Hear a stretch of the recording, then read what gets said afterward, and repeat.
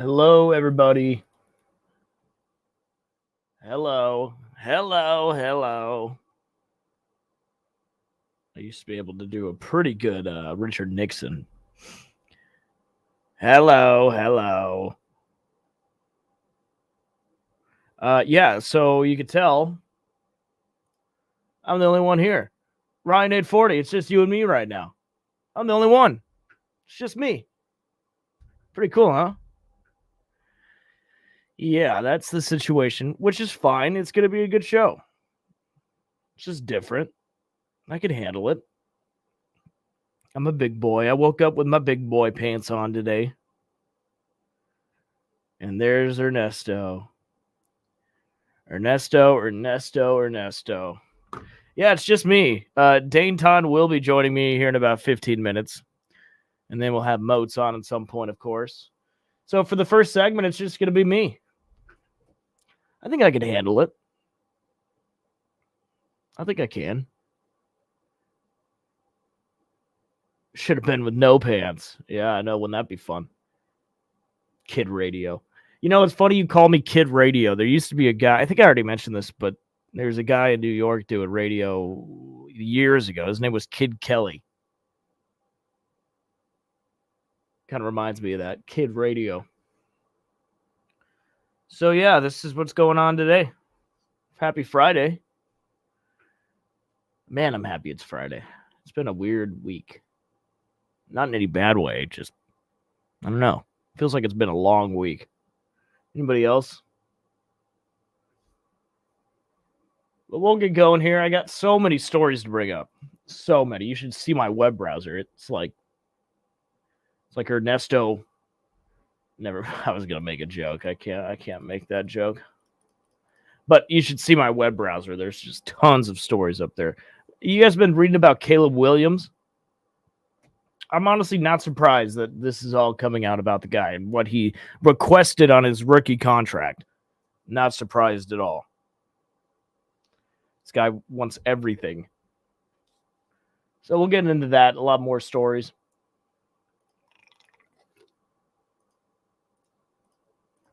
All right.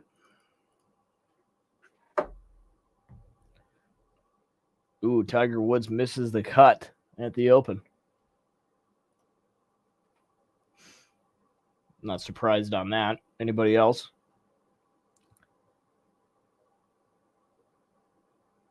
It's the sixth time in his past 7 majors he's not played the weekend. Greg, what happened to Tiger? It's okay. I don't think anybody was really expecting him to win. All right, well, let's start the show. Like I said, it's just me for the first segment, so let's do this thing.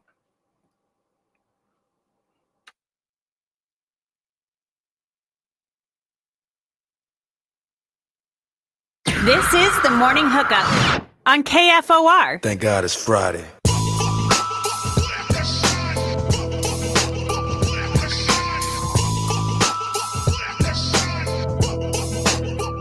What's going on? Good morning. Happy Friday. Welcome in. This is the Morning Hookup on KFOR. Happy Friday. How are you feeling? Into the weekend we go. It is just feeling fantastic. I'm so ready for the weekend. It's been a long week. It just feels that way to me. I don't know if it's the same for you. But welcome into the show. One thing you're going to be noticing here in the first 15 minutes of the show, you're just going to be hearing my voice. That's right. I'm the only one in here right now. Dane Todd will be joining the show. That is confirmed. He will be here in about 15 minutes. So I know you're eagerly waiting him to get here. Just relax. He will be here at some point. All right. So that will be here in about 15 minutes. Bill Hooks is gone again today. He's still on the golf course playing the member guest over at Wilderness Ridge. So I wonder how he's been playing. If he's playing like Tiger Woods, he's not playing very well at all. Tiger Woods misses the cut at the Open. I think he shot like 7 over today. So he is not playing the weekend. And Greg kind of called that. He said yesterday Tiger is done being relevant in competition, but he's not done being relevant just in general. You're always going to be talking about Tiger. So Tiger Woods, he misses the cut at the Open. And the Open has been, there's some stories coming out from the Open. I might get to these right now. Shane Lowry is still leading the tournament at 7 under, but that could have not been the case. Because apparently when he got to hole, let's see, what hole was this? Shane Lowry today at the 11th hole, he had a trip. It caused a 20-minute delay on the golf course. He drove his ball, and then he hit his ball into a bush, couldn't find the ball, so he hit a provisional, and just as he was about to hit like his fourth shot, a fan then found his actual ball, so he had to go back and play that ball. And then he was apparently telling cameramans to get the F out of the way on live television. Number one, he's obviously Irish, but this was a big deal because it caused a 20-minute delay on the golf course, and yet he's still winning the tournament at 7 under. So pretty impressive. There was another story out there too. Scotty Scheffler, the favorite coming into this tournament, fourth place right now. That's at 2 under. His caddy apparently is really sick, like deathly sick. His name is Ted Scott, and there's photos going viral right now of Scott lying down on the course between shots. Like Scotty's up hitting his ball or putting, and you could see him just sitting over by the golf bag lying down, and he just looks painfully ill. Yet Scotty is still top 5. And I think, if I was Ted Scott, the caddy, selfishly, I would be like, all right, Scotty, let's miss the cut so I can get the hell out of here. But that doesn't look like it's going to happen. Scotty's 2 under right now. He's clearly going to make the cut. He's playing the weekend. You just hope that his caddy can get better. I know that happens a lot when people travel internationally. That could mess with you a little bit. So if you look at those photos, Ted Scott is clearly not feeling well at all. So that's kind of your Open update. God, I love watching the Open. It is so interesting to me how these courses are so different than what we're used to here in America. And this is what this is how golf has played our whole lives. I think it's very, very cool. Greg said, I've only been able to watch the first 3 hours of competition of the 11 hours of coverage. Yeah, it's hard. You have to wake up at, 3 a.m. to watch the first tee time, maybe even before that. It's kind of cool. I like it. Good morning, Sarah. Welcome to the show. It's just me. Yes, it's just my voice here, the first segment of the show. Dane Todd will be here in a little bit. Let me kind of run through some stories that I'm going to get to here later in the show. Well, if you were trying to catch a plane this morning, you probably didn't. That Microsoft outage led to a global IT meltdown. I don't know if you heard anything about this. Like almost all planes were grounded here in America this morning because of a Microsoft outage. I'll get to that. Nick Saban, of course, legendary coach Nick Saban. This is the year we're going to be starting the 12-team college football playoff, and he has some words about how they're going to be seeding teams. And I'm curious what Dane Todd will think about that. We'll get to that. The SEC has made a big decision when it comes to the horns down celebration. Now that Texas is entering the SEC, how are they going to penalize when players do the horns down? Well, we have an answer to that, and I'll get to that coming up a little later in the show. Deion Sanders at Colorado, they went 4-8 last season. We all remember this, 4-8. I think they ended the season on a 6-game losing streak. But Deion Sanders still got a bonus. Yes, he got a bonus on his paycheck for a big chunk of money. It wasn't for winning. It was for something else. I'll get to that as well as we move through some of these stories. Let's see. I have the most all-time wins among active head coaches. Some of these names might surprise you. I'm going to ask Dane Todd some trivia questions about that when he gets here. And then I mentioned pregame that this Caleb Williams guy, obviously he's going to be good. He's got the build. He went number 1 for a reason. But he, stuff is coming out about things that he requested in his rookie contract. And some of them, I cannot believe he has asked for some of this stuff. I've never seen any of it. And by the way, the Bears declined all of it. So we'll get to that as well throughout the show. Jeff Moats will also be joining the show. We'll talk some baseball with him. And then Dane Todd, like I said, will be joining the show here very soon. So what's going on with everybody? Happy Friday. What are you guys doing this weekend? I will be heading to Beatrice shortly later today to got some family coming to town, and we're going to be cleaning out Grandma's house. So we'll see if we find any treasures. I always wonder if she hid like a fortune somewhere in the house, because you always hear stories about that where like, people hide and they don't tell anybody. It's like people just find it randomly one day and they had no clue about it. I always wonder if she did that. So that honestly, selfishly, might be my mission this weekend, is to try and find the fortune that my grandma hid before she passed. So I'll keep you updated on that. So yeah, that's what's going on with me. I wonder if there's a story I could get to right now before Dane gets here. Let's talk about, horns down. All right, let's go to this one, and we'll bring it up again here when Dane gets here. The last few seasons, especially in the Big 12, teams got penalized for doing the horns down celebration when they're playing Texas. I always disagreed with the fact that people would get penalized for that because I don't know. To me, they're like putting Texas up on a pedestal and protecting everything they do. Meanwhile, if you do any other celebration, I don't know. Let's say Oklahoma. What can you do with your hands that shows that you're, putting Oklahoma down? Really nothing. Texas is really the only school where a hand signal specifies, you not liking Texas, if you understand what I'm saying.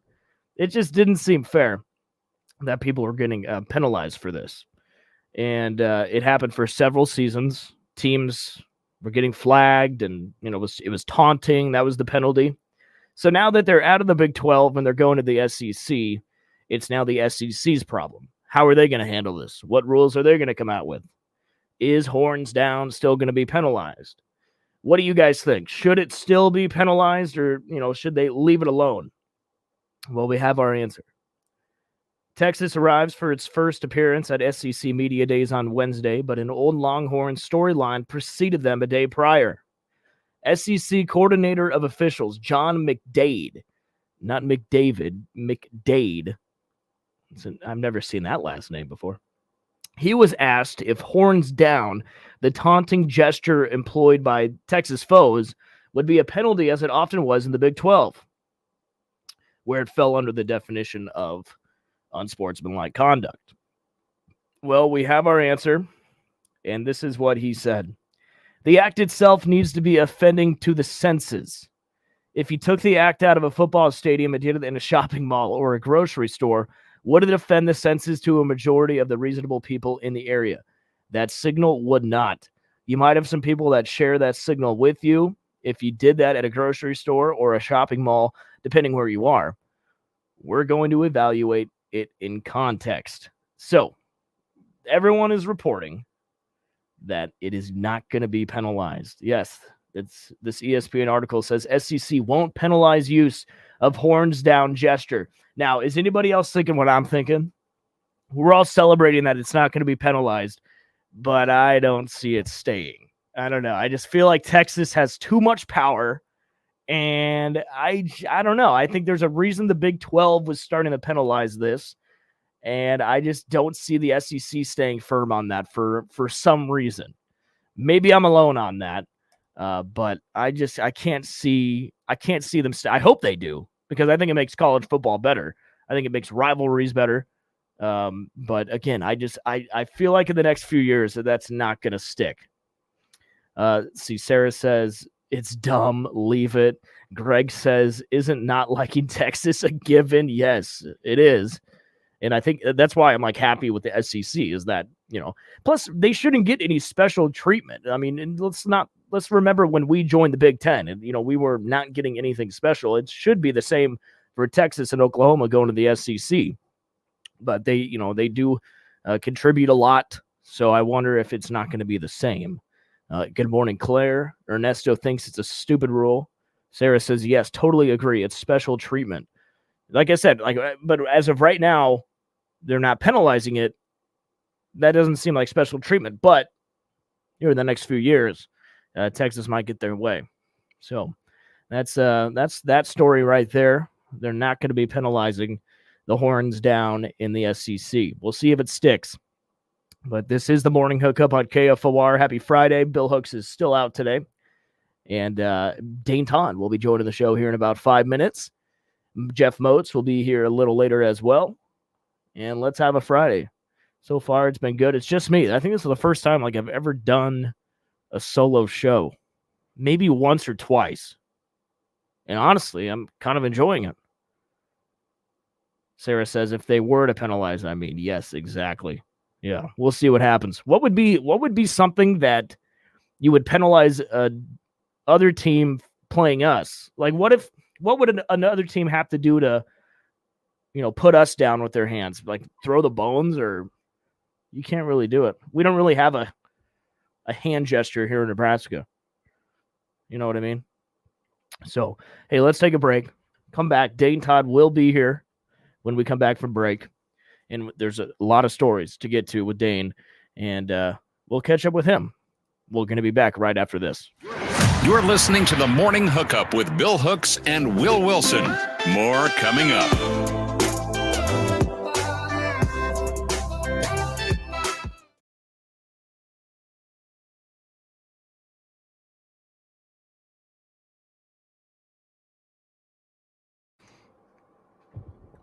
Good segment, everybody.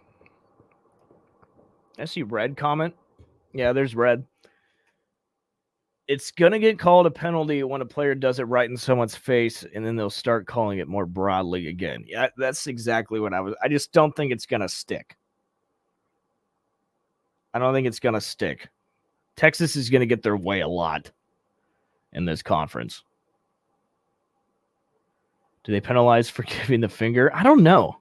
I'm sure they do. Sure they do. That's worse than horns down. If they're not penalizing that, then what are we doing? Well, that was fun. Thank you, everybody. Dane is here. Okay, I'm going to go get Dane. I'll be right back, everybody, okay?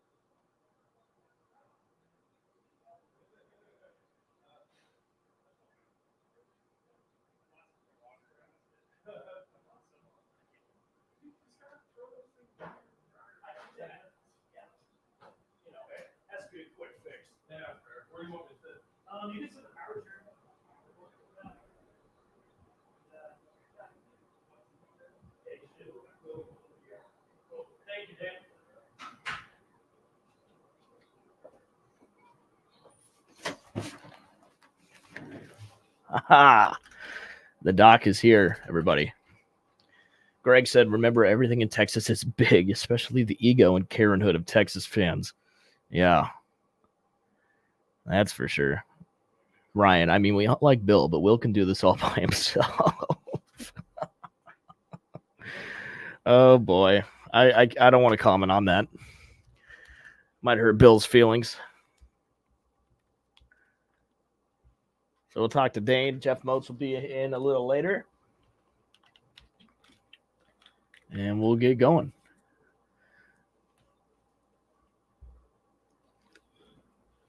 Coffee's tasting good. Oh, yeah. Coffee's the best, man. Man, today it's been perfect. Casey's has been hitting. Nice. You hit that Casey's today. Huh? I hit it every day. Oh, do you really? I've gotten to be friends with the clerk who works there. Her name's Shelly. Nice. She's very nice. Dane Todd is here, everybody. We're waiting to see his beautiful face. You could hear his beautiful voice. I'm trying. There he is. You can hear him. A lot of stories to get to with you, Dane. I know. I heard you running down them. We're going to have a whole bunch of stuff to talk about today. Yeah. It'll be all right. Cannot wait. It'll be good. This chair is so much taller. I always wondered why Hook seemed like he was the same height as me. You like that? Yeah. You're in the power. We call that the power chair. This is the power chair. Yeah. It's weird because I'm like staring into your eyes right now. Yeah. Yeah, it's a little creepy. Not gonna lie. What's that? Oh yeah, I was gonna reference a episode of The League, but yeah. I can't say that I've ever watched The League. Oh man, is it good? It's funny. I think you'd enjoy it. Yeah. All right. Yeah. We might have ghosts. Get on board with that. Here we go. Mozi. Oh, Moats is here already. All right. Well, we're going. All right. Sit tight.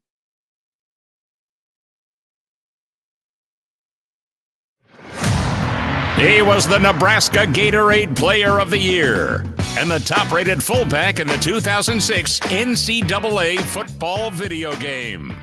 Now, he's a sports medicine specialist and team physician for the University of Nebraska. Live on the Morning Hookup right now, powered by Dr. Dane Todd. It is Nebraska's very own Dr. Dane Todd. Yes, welcome back into the Morning Hookup. Happy Friday. That is the intro everybody loves to hear because that means Dane Todd is here in studio. You can see his beautiful face right there on stream. Dane, what's going on? Oh, not much, buddy. Sorry, I'm a little late. Oh, you're perfectly fine. It's here. You're here, and that's all that matters. And Jeff Moats is here as well. Moatsy, what's up? Hey, I just got in here. It's been a busy morning news-wise, so. What's the biggest story today? Well, that internet outage. Oh, yeah. Yeah, I was just hearing about that. That's wild, huh? Y2K, but in 2024. Yeah, this outage has impacted a lot of things around the world, but here locally in Lincoln, some of the emergency, like the police and fire and sheriff's office, they had computers that were affected. What they cannot do is digitally send things out through dispatch to first responders. So they're taking notes down the old way via pen and paper, and then they're dispatching it themselves. But like 911 service is fine. If you need to get a hold of if you got a medical emergency or something, you got to make a call to 911, or if there's a police related incident or whatever, you can still do that. There's radio communication amongst them. So that's essentially what we got. But I like how you said the old way of writing down on well, for you youngsters, yeah, that's how they used to do it. Is that how they used to send messages? They would take down notes, and then they get the information, and then they would radio it out to. Do they require them to write in cursive? Is that a part of the requirement? You have to write in cursive for that. I didn't ask that question. You need to get to the bottom of those stories. I know. I didn't want to get too detailed. No, that's fair, buddy. That's fair. Hey, I noticed that AM radio is not being affected right now. No. Yeah, which is perfect. Classic, right? No. So what's going on in the Legion baseball world? Most? Yeah, it's area tournament time, fellas. What they call area tournaments are like district tournaments. Okay. No. Okay. Right. So that's what they are. You've got, let's see here. You've got 8 Lincoln area teams that are competing in 2 different area tournaments. The one area tournament, 5 here in Lincoln, is being held at a Den Hartog. Okay. And the top seed there is last year's state champ and last year's national runner-up Lincoln East. And so they get a first round bye. They don't play until 7:00 tomorrow night, weather permitting, of course. I'm not trying to ruin it for the folks that run the tournaments, because there is rain in the forecast later tonight and then throughout the day tomorrow. Good thing about Den Hartog, as you guys know, it's an all-natural, well, I shouldn't say natural, it's an all-weather surface, not natural, all-weather surface, so it's got field turf. So that if there is a bout of rain and they got to delay things, and once things move away, then they can resume play, not to worry about trying to get the dirt regraded or anything like that. So Carpetland gets the first seed, opening round bye. So they'll play the winner between Judd's Brothers of Lincoln Northeast and Strasburger Orthopedics of Lincoln Northwest. That game's at 4 this afternoon. And then the nightcapper tonight at 7 over at Den Hartog. It should be a good matchup. Union Bank of Pius 10th, Pinnacle Bank of Lincoln Southwest. I think that might be one of the more marquee games that you're going to find today. And then the winner of that will move on and play Sunday at 7 against the winner between Carpetland and either Judd's Brothers or Strasburger Orthopedics. I know Gary Jerry is like really happy right now. He texted me this morning. He goes, "What time did the game start today?" And I text him back 4 and 7. He's been wondering for a week. So I'll be out there later on today too. So okay. I'll probably bump into him. And I know Thu's out there. The juniors are playing out there this morning. And, okay. Xavier's playing in that today as well. And then the other area tournament that has Lincoln teams competing is the Area 6. That's being held up at Columbus. And you got Columbus being the top seed of that area tournament. They play tonight at 7 against Sampson Construction of Lincoln High. And then the first game of the afternoon will be at 1 between Anderson Ford of Lincoln North Star and Norfolk. And then J.C. Bragger of Lincoln Southeast will play Fremont at 4 o'clock. So you got 3 games up there today. Looks like the winner of that 7 o'clock game will move on and await the winner of the third game that will be played, I believe, or game 3, which is the loser of game 3, which is the 1 o'clock game today between North Star and Norfolk. Play that tomorrow night at 7. So, and again, these are double elimination. You're going to have that for the state tournament that begins a week from now. And one of the state tournament sites will be at Den Hartog. So it looks like when you look at the top 3 teams in the standings here in Lincoln or from Lincoln, and I don't quote me on this, I got to go back and double check, but I think it's Southwest that might be the host team of the state tournament being played here. The other part of the bracket of the state tournament is going to be played up at Elkhorn. And usually the winners of those 2 brackets will play for the state championship and both automatically qualify for the regional too. Okay. That's how it usually works. So so the winner of each area tournament will go to the state tournament? Winners and runners up. Runners up go too. Yeah. Okay. Yeah. So the final 2 teams in the area tournaments in Class A go to the state tournament. One goes to one bracket, the other goes to the other bracket as well. And then the only one team moves out of the state tournament, correct? Well, what happens is that you got the 2 divisions, the national and the American division. The winners of those divisions meet for the state championship.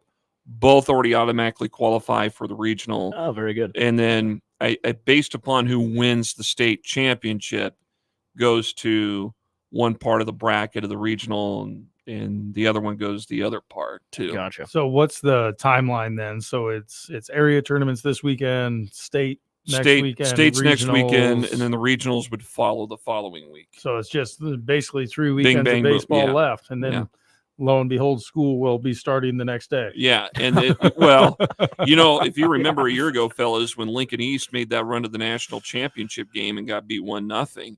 I mean, school had just started. Oh, yeah. And there were some of those guys that on that team that also played football. Yep. And they had to not only come back and get ready for football, they had to go to school too. And they've already missed, a few days of school. Yep.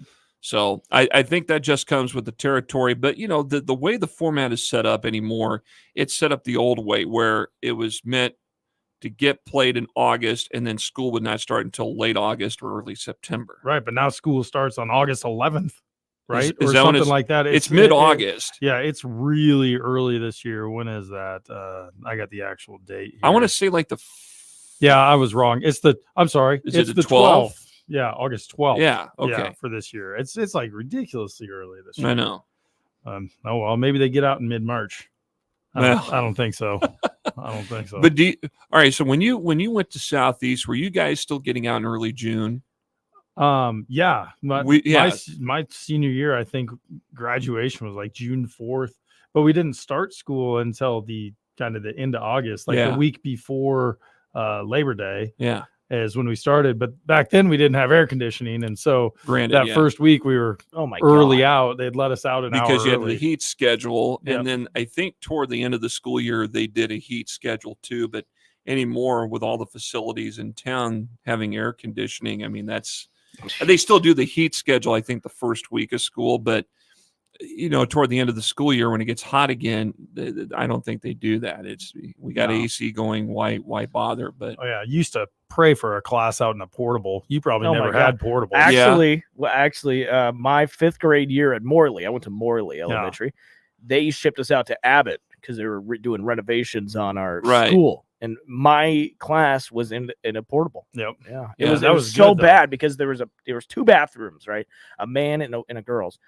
Oh, I'll never forget. Like, if one kid took a dump in one of those bathrooms, it would like the whole portable. You just had to like leave. It was like biohazard. It was awful. Yeah. So I was in a portable. Thank you very much. So anyways, sorry about your luck. Yeah, sorry, man. That stinks. Motzi, quite literally. Remind people where they can listen to some of these games. We'll have it on LincolnPrepSportsNow.com. I'll be doing some of those. Stu Malone will be joining me too. We're not going to do every game just because of scheduling, but we'll do the 2 today, and then we're planning on having the championship. I think Tuesdays when they're doing the championship games. So, okay. Yeah, we'll be doing it there. And then state to be determined yet. Just depends on what the schedule looks like. And it's hard to believe that we're at the very end of the summer, even though it's July 19th and we still got a little less than a month left before school starts. So it's still summer, but it's gone by crazy. And then, we're talking football. Next week is Big Ten Media Days. Schmitty's going to be out there in Indianapolis, reporting. So our attention will start toward looking at our upcoming football season too. So and have open practices. Oh yeah, $25 a ticket. $25 a ticket. That's right. But you don't have to worry about that. You just go anyway. Right? This is true. I do. I do. You actually have to work. Yep. It's just the best perk. Oh, dude, I can see right through you. Yeah. Before we get you out of here, Moats, I was talking about this story before this segment. The SEC says they are not going to be penalizing teams who do the horns down when playing Texas. I think this is exactly how it's supposed to be. Was that an issue before, I guess? Oh, yeah. Big 12 was penalizing anybody who threw a horns down I did not know for that. the last couple of years. Yeah, I did not know that. Potentially one of the softest moves in all of sports history. Well, how could you control that with Oklahoma and Texas when they play in the Cotton Bowl? I mean, they're going to do it regardless. Yeah, well, Oklahoma is going to get flagged for it. But I love the fact that the SEC said, well, guess what, Texas? You're not that special. Yeah. So.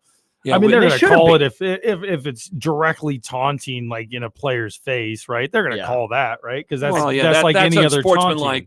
That's unsportsmanlike conduct. But if they're over by the fans and they're celebrating a turnover or something, what's the big deal? Yeah, I agree with you guys on that. I don't see a problem with it. No, not at all. Why? Yeah, but the Big 12 had always catered to Texas. Yep. Even in the early days. Yep. They always catered to Texas. I thought. No, everybody thought that. Everybody knew that. And I blame Texas for breaking up the Nebraska-Oklahoma rivalry every year, too. Yep. I really do. Because they wanted to focus on themselves. Yep, of course they did. Well, the Red River battle, that was always something that they kept intact. Yep.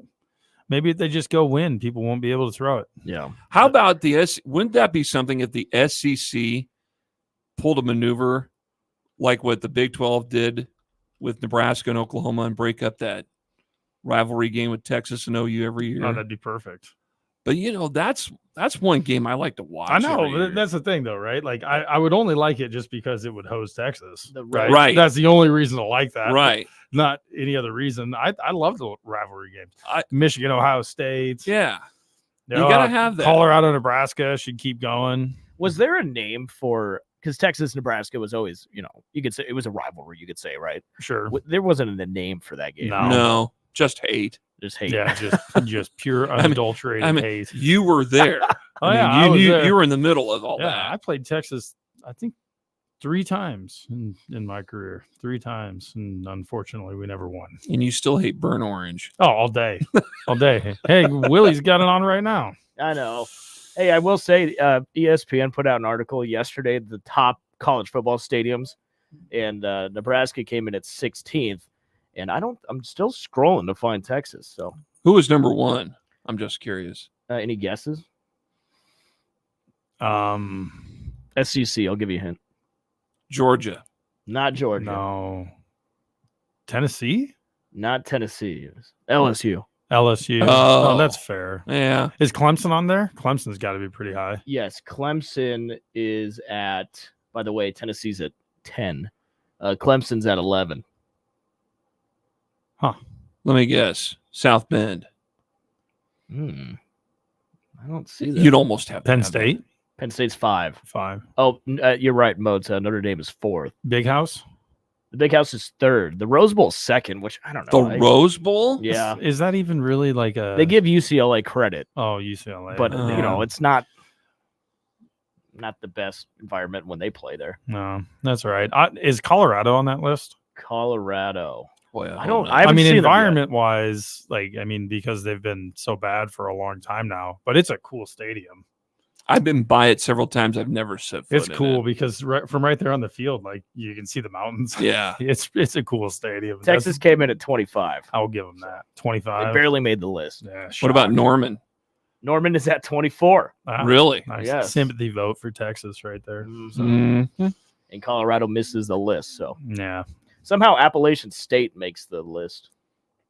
Really? Yeah. Anyways. I'd be interested in seeing that. So Nebraska is up there. Good for them. Crushing it. Moats, anything else, man? That's it for now, fellas. A lot of baseball this weekend around town and winding down the summertime and, we're trying to get stuff ready to go for fall and yeah. So it's all process. Yes, it is. Yeah. We appreciate your work, man. You bet. Thanks for coming in. You bet. Enjoy high school baseball this weekend. We'll do. And we will catch up next week. You bet. Let's take a break. Dane, coming back, I got some stories to get to. Nick Saban has some words about the college football expansion. And Deion Sanders got a bonus, but it wasn't for winning.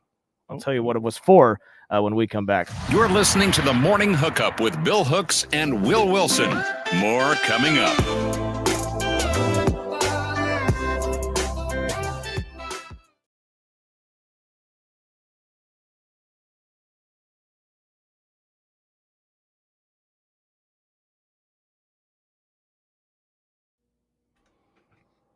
Most feel free to stick around if you. I'll stick with you here through the commercial break at least. Okay. Nice.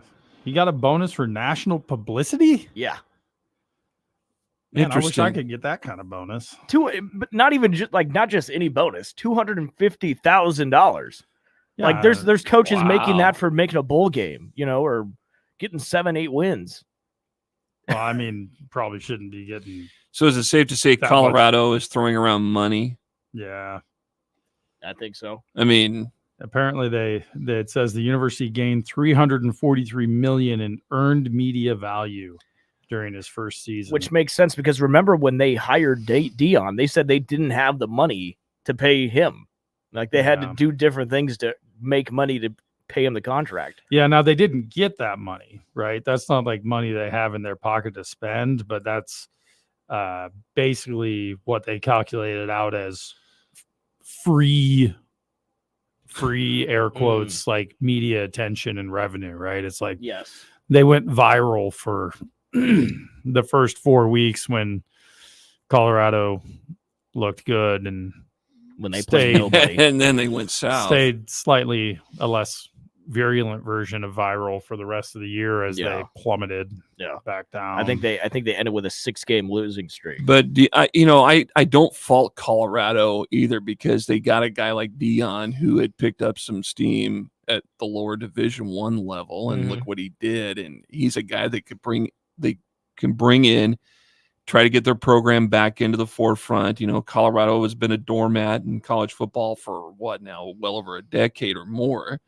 And you need to jumpstart it. Well, let's bring in Deion. Let's throw some money out.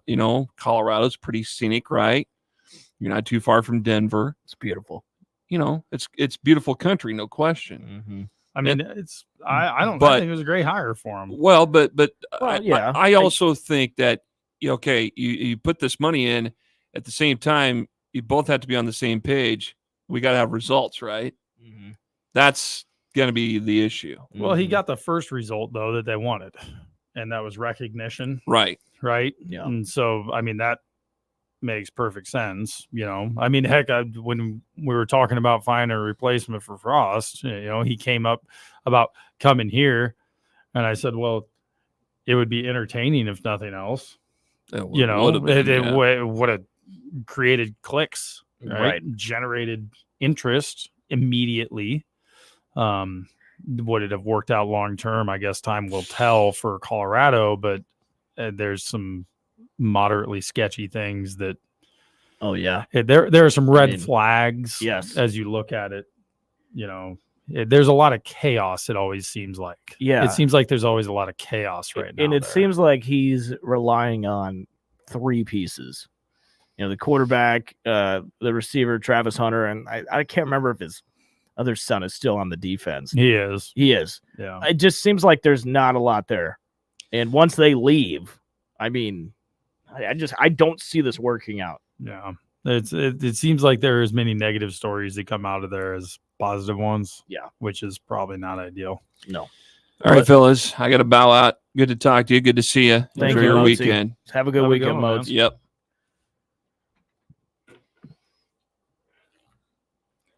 Yeah, no, that's interesting with getting paid out like that. I mean, he's, you think about, I mean, you mentioned bowl game bonuses and that kind of stuff.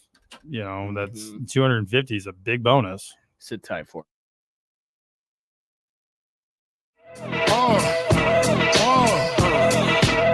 Welcome back into the morning hookup. Happy Friday. Thank you again to Jeff Motes for stopping by and talking Legion baseball. Dane Todd is sitting in with me. Bill Hooks is gone again. Classic. Hey, look at the bottom. Can you on the stream? Do you see that? Do you see what that says? Yeah, and not here again. Yeah, I love that. That was Greg's idea, so that's awesome. I had to do it. Yeah, I mean, you got to toss a little barb his way once in a while, right? He's missed like 5 days in the last 2 weeks. I know. Sometimes that happens, though. I know what happens. Sometimes you go on vacation. Sometimes you got important golf events. Well, that Do we know how he's doing? No, but if there's any clues, I've played with him recently this summer, and it wasn't that good. Oh, really? His game been struggling just a little bit. Yeah. Hadn't been spending as much time out there. Well, he was busy with baseball all summer. Yeah, he was. He does a lot of things for that baseball team that he helps coach. Let's not forget he owns 2 restaurants. Oh, yeah, I forgot about that. And a myriad of other businesses and things. He's not, yeah. Well, Hooks, you got a lot of irons in the fire. That's so right. I'm not gonna knock him for not having his golf game on point. I will. I will proudly do that. No, that's fair. That's fair. You get him. Well, he plays a lot. For how much he plays, he should be better than what I saw. You got to remember, though, that there's always a crown and diet involved. A few. At least one. We're just going to say at least one. Just to be on the safe side. Yeah, be on the safe side for it. Let's go to the phones. Hey, what's going on? You're on the show. Hey, good morning, guys. Ernesto, what's up? Not much. What was this joke you did say? You better text me that on the down low. What was going to make? You said you had all these news articles, and you said, "Oh, it has to do with Ernesto." Probably that I inundate you with the news, but it's okay. I'll try and remember it. I'll try and remember it. Dane, yeah. When's the cookbook coming out? I'm going to name it Gastronomic Gratification. And can you give my boy over there across from you some lessons so he keeps Nora happy, the first lady? Oh, without a question. And in the cookbook, the first page has to be the reverse seared ribeyes you mentioned about 4 weeks ago. All right, that's fair. Those are a go-to, man. I can do that one off the top of my head. That's easy. Absolutely, you're awesome. And is Bill related to President Biden with all the vacation he's taking? Yikes. You should call in and ask him that next week. Call in and ask that on Monday. Will. Well, y'all need to go out and burn his mic and spread the ashes on the at the bar at the golf club he's at. And also, I got a new name for the show by Will by himself. It's Solo Dolo with Will Wilson. And hey, the joke's on, I guess, all of us, and especially me. I think Rob was the only one that was able to communicate with his tin-can phone today. This went down. Because of the outages, because of the Microsoft outages. Love it. Thanks, Ernesto. Oh, that was good. That was good on a Friday. Ernesto always coming in hot, man. I can't remember the joke I was going to say, Ernesto. Yeah, you're going to have to rack your brain for that one because he wants it, and you're going to give it to him. I'll try and remember it. So what about this Nick Saban thing you were talking about? Yeah, so we're going to be getting the 12-team college football playoff this year. It's about here. It's about time. I feel like we've been talking about it for 10 years, and it's finally going to be here. So when it comes to seeding, they're going to be the top 4 ranked conference champions will get the numbers 1 through 4 seeds and the first round buys. While the 5th highest ranked conference champion, likely a group of 5 league, will be included among the other 8 seeds. Okay, so if you win your conference championship and you're in one of the big 4 conferences, you'll automatically get a top 4 seed. Okay? Well, but it's not directly one of the big 4 conferences, right? Though it's just any conference, like the top 4 ranked conference champions. So technically, if you were the Power 5, the group of 5 conference champion, and everybody just thought you were obscenely good, right? And you were ranked like number, 5 or whatever, 4, you would get that 1 through 4 seed, right? Man, or something along those lines. A little bit confusing, but the way I was under the impression is that Big 12, Big 10, SEC, and what would be the 4th big conference? ACC? ACC, probably. From what I understand, and I could be wrong, to me it seemed like those conference champions are always going to be the top 4 seeds. Okay. I think that's from what I'm getting from this. Now, Nick Saban is highly against that. Yeah. He thinks it should just be the top 12 teams, the best 12 teams ranked. Take the conference championship out of that. It should just be the best 12 teams ranked in that order. That's what he thinks it should be. Yeah, I could go either way on that. In reality, the likelihood that you're going to end up with a conference champion who's not ranked in the top 12, or at least from those top 4, is unlikely. Now, I can see him throwing in the 5th conference champion because you end up with UCF scenarios. Exactly. Right. Yes. Where then it's like they don't even get a chance, despite being undefeated and then beating Auburn in the Auburn in their Peach bowl Bowl game. Yeah. Right. Mm-hmm. And so it eliminates a little bit of that. Hey, the little guy never even gets an opportunity to try, Yeah.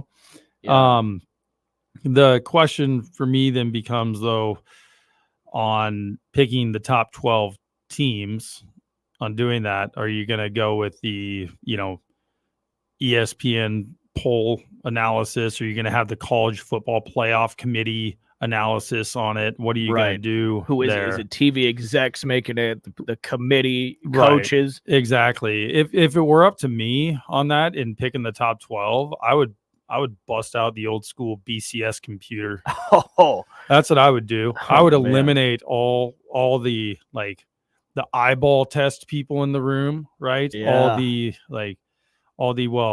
Alabama, despite their 3 losses, is still one of the best teams in the country because they played, all these other teams that were the best teams in the country, right? You're right. And I would just throw it at a computer and I'd say, okay, win your conference and you're in. Right. Which I can totally get on board with. Right. Yeah. Win your conference and you're in.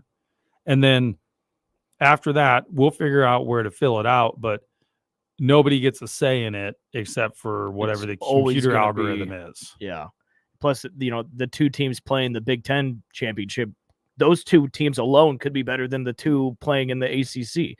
Then they both deserve a top 4. Right. So I get that. Yeah, Saban said the downside of the new format is I just wish we could put the 12 best teams in the playoffs, not worry about conference champions and all that kind of stuff. If you do get beat in the conference championship game and you're one of the best teams, you should still get in there because you played really quality opponents and you played good football. That's my only concern about it. I just want to see the best 12 teams in it, and I think most people want to see the best 12 teams in it as well. All right, so here's a question, though. So if you're going to put in the best 12 teams, right, okay, that's wonderful, and that's what you should do, okay?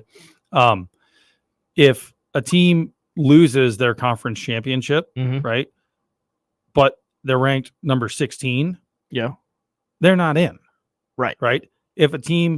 If we have a repeat number 1 versus number 2, Michigan, Ohio State conference championship game, and you lose that game, you're not dropping to number 13 in the polls. No, you're not. By losing that, unless you get beat by 2,000 points and every one of your starters gets injured for the rest of the season. That could hurt you. You know? Yeah. And so I suppose that it might have some bearing if you have a conference championship game where a team is going into it ranked 10, right? And they lose a close game.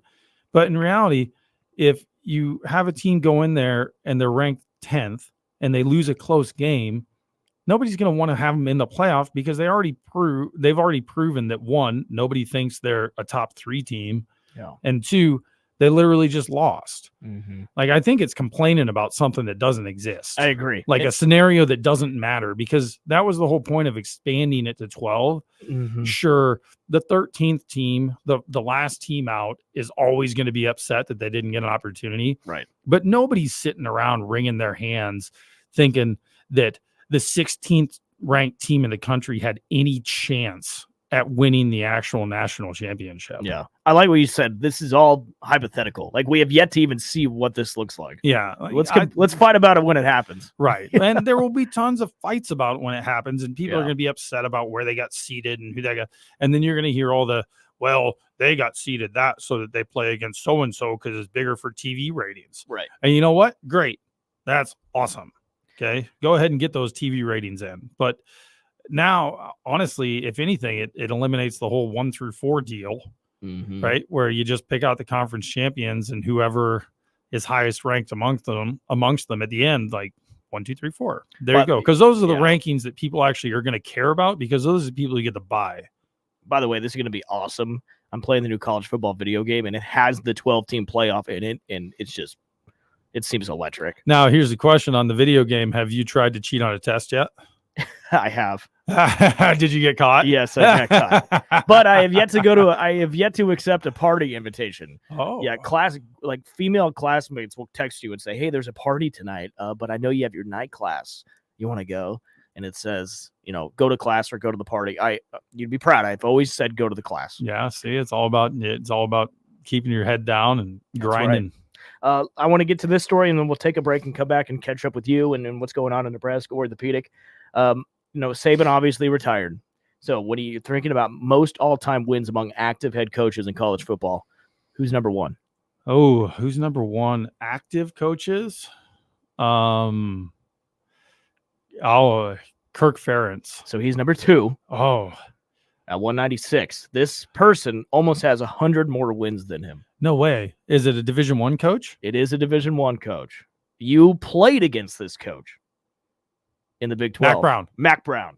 Yeah, North Carolina. He's got 276 wins. Wow. By the way, are you surprised that Kirby Smart has he not been good for that long? Well, he just hasn't been a head coach for that long. Right. Okay. Right. He's only been a head coach for what?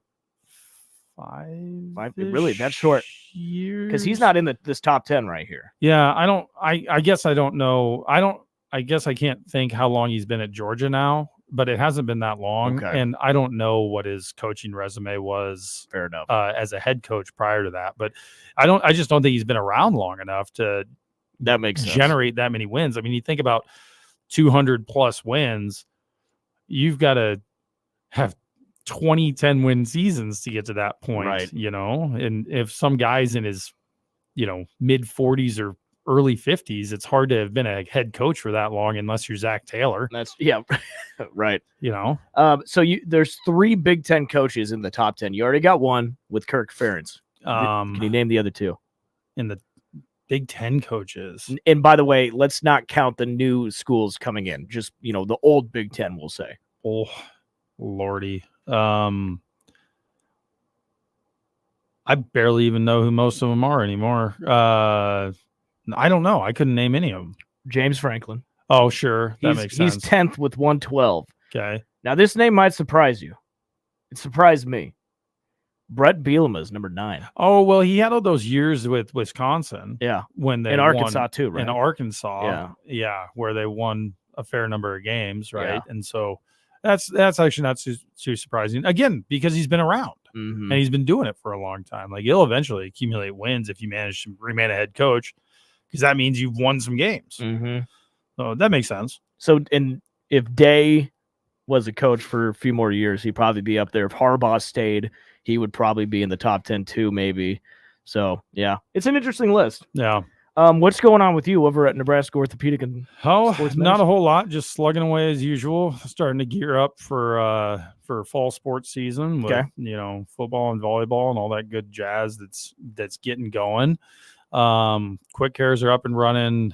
Come August, once football season gets underway, we'll start running our Saturday morning sports clinics. Okay. Where one of our sports medicine surgeons will actually be there in the clinic to see acute injuries in athletes that happened, throughout the week, but generally it's kind of the things that happened on Thursday or Friday night that they weren't able to get into clinic, until the next week. Right. Okay. And so they can walk in and we'll get them taken care of. Otherwise, not a ton, just slugging away and still working. I'm on call this weekend, so I'm telling everybody to stay inside and live on your couch. Yeah. Don't do dumb things. Well, it's supposed to rain, so you might actually get that. No, I doubt that. So not when you're on call. Not when I'm on call. You never plan on good luck, right? Hey, I'm going to think about that. Yeah, don't ever plan on good luck, right? I like that. The more I practice, the luckier I got, right? That's how it goes. Before we got about 2 minutes left. I wanted to get to this story. Caleb Williams, Oh, sure. Number one pick. Oh, most his phone. He left it here. Classic. Yeah, there it is. Number one pick. When it came to getting his contract, you should hear some of the stuff that he was asking. Yeah, what he asked for. I heard you tease this earlier. He said he asked for no franchise tag in his rookie contract. The Bears quickly declined that. Sure. And listen to this. Caleb Williams apparently asked the Bears to pay him as an LLC. So that he get a tax write-off for it or something, or write off everything off as business expenses? It would be to having payments treated as a forgivable loan.